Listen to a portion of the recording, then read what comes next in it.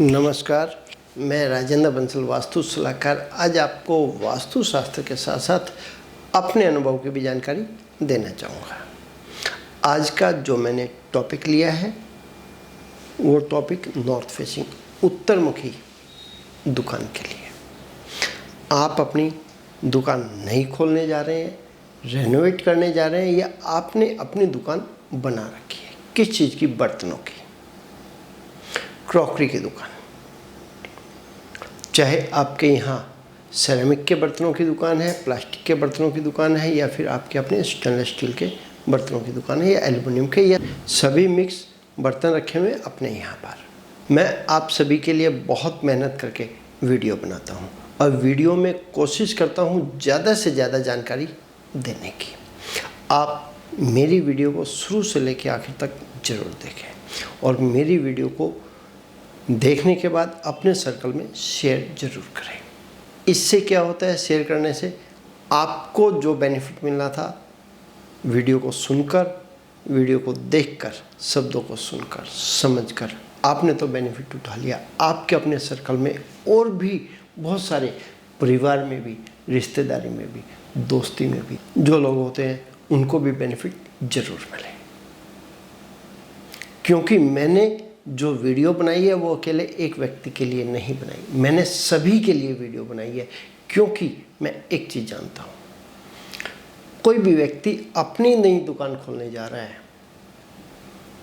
वो दुकान अपनी जगह परचेज करके बनाता है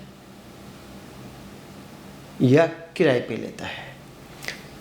अपनी जगह परचेज करता है तब भी लाखों रुपए लगते हैं, दुकान को तैयार करता है तब भी लाखों रुपए लगते हैं, फर्नीचर तैयार करता है लाखों रुपए तब भी लगते हैं, उसके अंदर माल को डालता है, माल को रखता है, दुकान को भरता है माल से, तब भी लाखों रुपए जाके लग जाते हैं।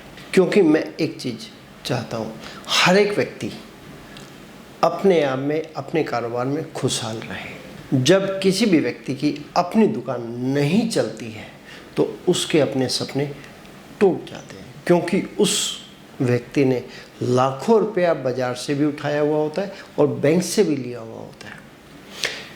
आज के दिन छोटी से छोटी स्मॉल साइज की भी दुकान खोलनी है या बिग साइज का शोरूम खोलना है, बेशुमार पैसा लगता है। वो पैसा आता कहाँ से है? या तो अपने सर्कल से पैसा लिया जाता है, कुछ अपने पास से पैसा लिया जाता है, और इसके साथ साथ बैंक से भी लोन लिया जाता है। जब लाखों रुपया लग के एक दुकान तैयार होती है और वो नहीं चले तो उस व्यक्ति के सारे सपने चूर चूर हो जाते हैं, उसकी अपनी हिम्मत टूट जाती है, उसके साथ साथ उसके अपने परिवार की भी हिम्मत टूट जाती है। मैं चाहता हूँ कि किसी के भी सपने टूटे नहीं, हर एक व्यक्ति की दुकान बढ़िया से चले, दुकान इतनी अच्छे से चले कि उसके अपने सारे खर्चे निकल जाए। अब मैं आपको बताने जा रहा हूँ आपने अपनी दुकान के अंदर सेटअप किस तरीके से करना है। आपकी अपनी दुकान उत्तरमुखी है, रोड की, सड़क की, गली की जो ढलान है, मार्केट की जो ढलान है आपकी दुकान के बाहर की, वो वेस्ट से ईस्ट की ओर स्लोप आता है, ढलान आती है। किसकी? गली की। ये अपने आप में वास्तुशास्त्र का सबसे पहला और मजबूत अर्थ तत्व बन जाता है। क्या चीज़? वेस्ट ऊंचा हो जाता है और ईस्ट नीचे हो जाता है, नॉर्थ ईस्ट की ओर स्लोप चला जाता है। आपने अपनी दुकान रोड के लेवल से, गली के लेवल से हमेशा ही ऊंची रखनी है। जिस व्यक्ति ने अपनी दुकान बाहर रोड के लेवल से नीची कर दी या उसकी दुकान नीची हो गई, तब भी उस व्यक्ति के सारे सपने चकनाचूर हो जाते हैं, सपने सारे टूट जाते हैं। उसके यहाँ पहले तो काम अच्छा था जब तक दुकान ऊंची थी, किसी कारण से रोड ऊंची होने के बाद उसके यहाँ काम आहिस्ता आहिस्ता करके हल्का होता ही चला गया। तब आदमी, हर एक व्यक्ति अपने आप में परेशान होता चला जाता है। इसलिए मैं कहूँगा आपकी अपनी दुकान बाहर रोड के लेवल से ऊंची होनी चाहिए, चाहे 4 इंच ऊंची हो, 6 इंच ऊंची हो, फुट 2 फुट ऊंची हो, ऊंची होनी चाहिए। ऐसा भी नहीं कि आप कम से कम 5-6 फुट ऊंची करते हैं। कंफर्टेबल 2, 3, 4 स्टेप ही होने चाहिए। मैं कहूँगा आपको ज़्यादा से ज़्यादा रोड के लेवल से दुकान में जाने के लिए 2 स्टेप और तीसरा स्टेप आपके अपने फर्श का होना चाहिए।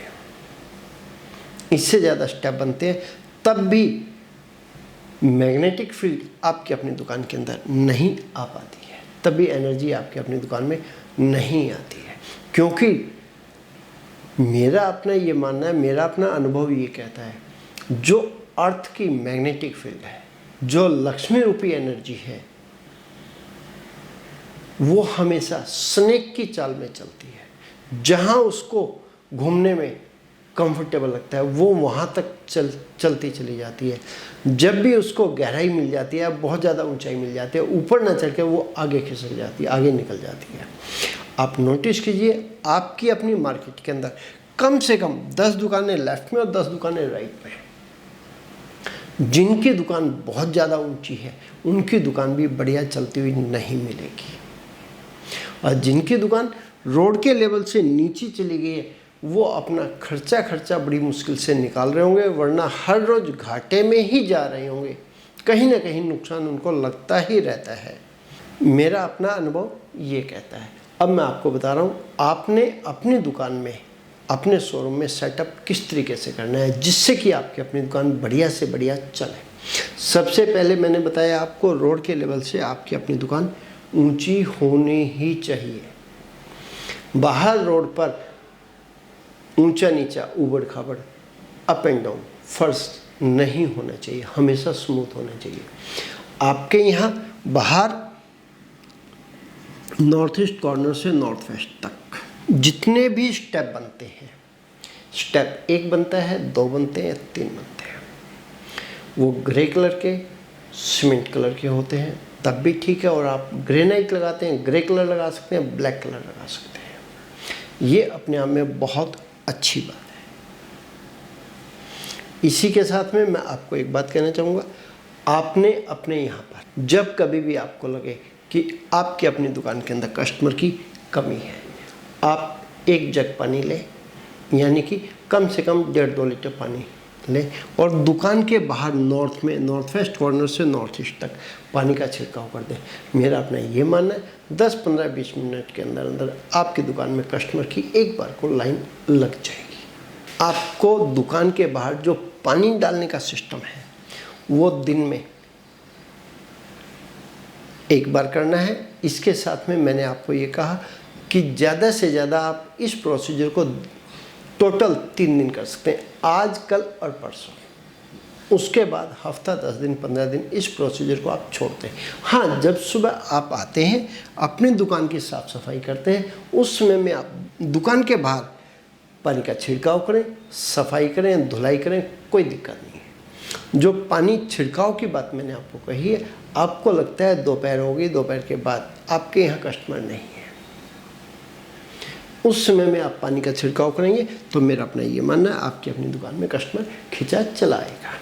आपकी दुकान किसी भी चीज़ की है उससे कोई फ़र्क नहीं पड़ता, आपने अपनी दुकान में सिर्फ पानी का छिड़काव करना है। अब मैं आपको बताने जा रहा हूँ दुकान के अंदर सेटअप किस तरीके से होना चाहिए। आपके यहाँ बर्तनों का काम है, बर्तनों में वज़न बहुत होता है, हल्के भी बहुत होते हैं, वो आपने अपने यहाँ सीटिंग और सेटिंग किस तरीके से करनी है। सबसे पहले आपने साउथ ईस्ट कॉर्नर से साउथ होते हुए साउथ वेस्ट तक रैक बनाना है। ऐसे ही साउथ वेस्ट से वेस्ट होते हुए नॉर्थ वेस्ट तक रैक बनाना है। ऐसे ही साउथ ईस्ट से ईस्ट होते हुए नॉर्थ ईस्ट तक रैक बनाना है। आपके यहाँ अंदर आने के लिए जो गेट बनेगा नॉर्थ ईस्ट के बीच में अंदर आने के लिए बनेगा। यहाँ पर आपका अपना ये काउंटर आ जाएगा, यहाँ ओनर की सीटिंग आ जाएगी।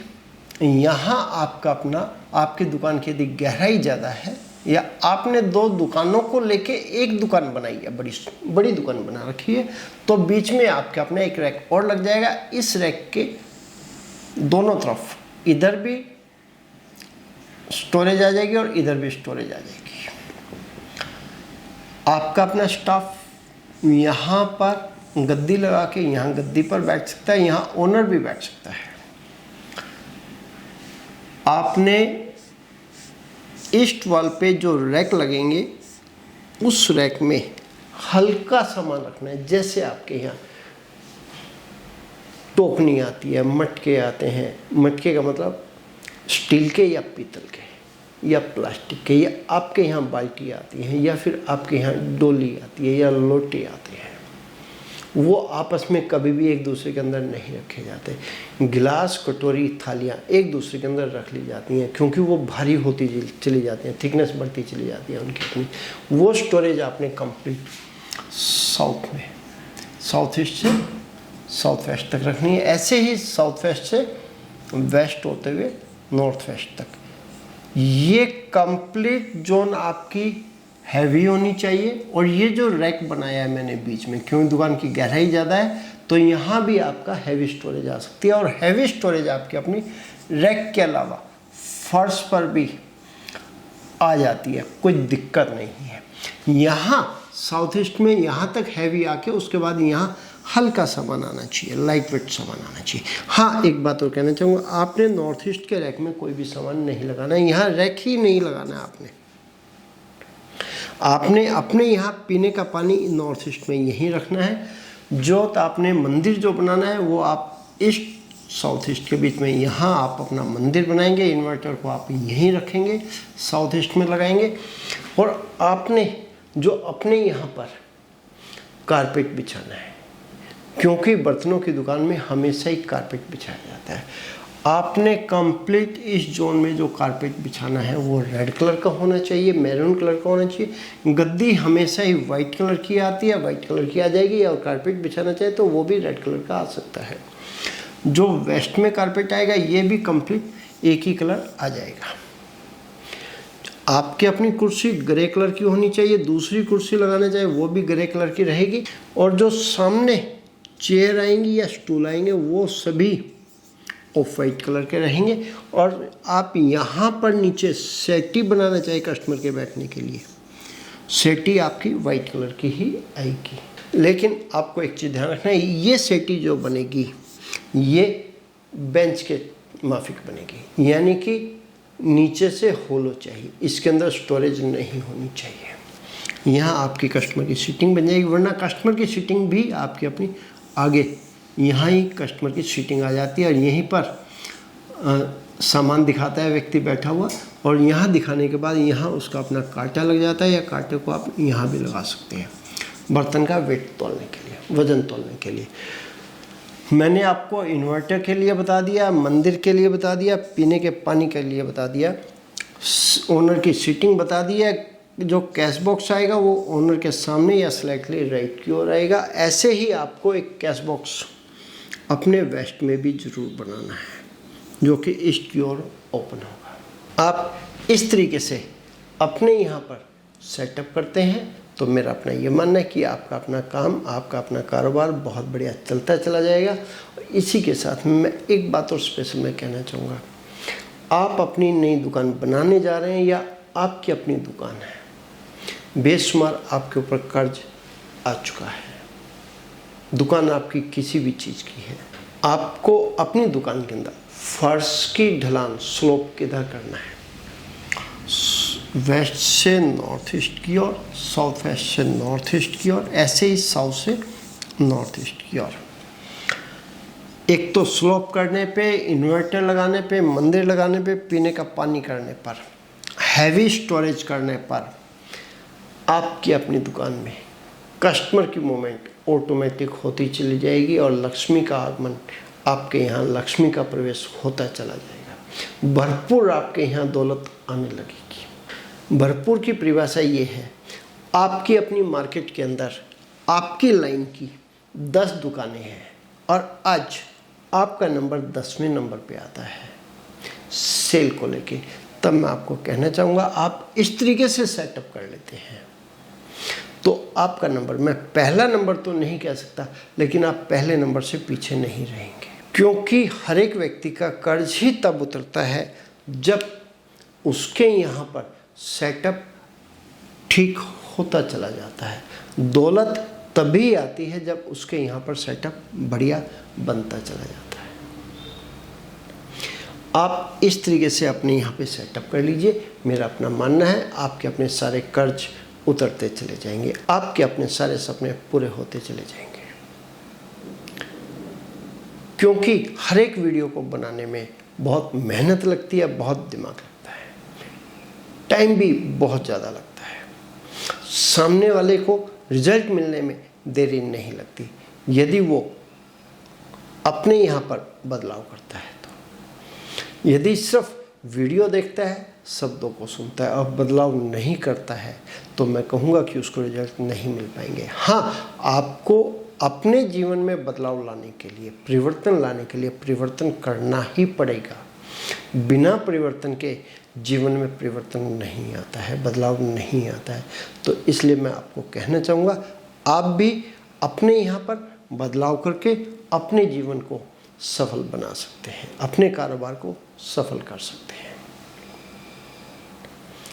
हमारे फादर द्वारा लिखित लक्ष्मी प्रवेश कैसे हो पुस्तक को पढ़कर हमने भी वास्तु को सीखा है और समाज ने भी सीखा है। क्योंकि हमारे पिताजी ने इस पुस्तक को छपवा कर समाज में बांटा, समाज ने इस पुस्तक को पढ़कर वास्तु के प्रति जागरूक भी हुए और भरपूर लाभ भी उठाया है।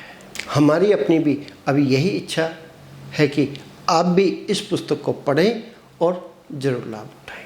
आप सभी अपना कीमती समय निकालकर मेरी वीडियो देखते हैं। आप सभी का मैं तहे दिल से धन्यवाद करता हूँ। आप भी अपनी किसी साइट के प्रति वीडियो बनवाना चाहते हैं, लेआउट पे सलाह लेना चाहते हैं या कोई लेआउट बनवाना चाहते हैं, यानी नक्शा या मैप बनवाना चाहते हैं, निःसंकोच होकर हमारे यहाँ से बनवा सकते हैं। इसी तरह अगले प्रोग्राम में एक बार फिर एक और नए विषय पर चर्चा करेंगे। तब तक के लिए नमस्कार।